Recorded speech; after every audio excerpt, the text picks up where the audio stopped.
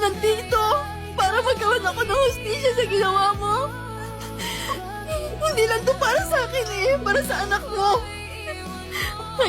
Alam mo, pinagpilitan ng mama ko na pumunta ako dito.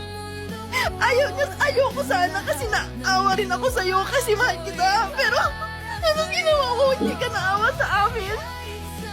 Walang pag-aawa sa'yo.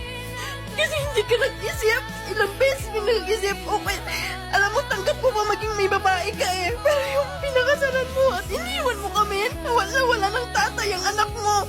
Tapos sa iba ka nagpakatatay. Alam kong may anak din yung babaeng yun, so mas gusto mo pa maging tatay doon kaysa sa anak mo. Anong klase ka tao? Sobrang sakit na lang mo. Sinabi ko sa'yo, hindi na ako nakakakain. Hindi ako nakakatulog sa gabi. Sa ginawa mo yan. Hindi ka na talaga naawa. Hindi ka nag-isip. Ang dami mong pangako. Sa hirap, ang dami nating hirap, daming pagsubok para makarating ka dyan.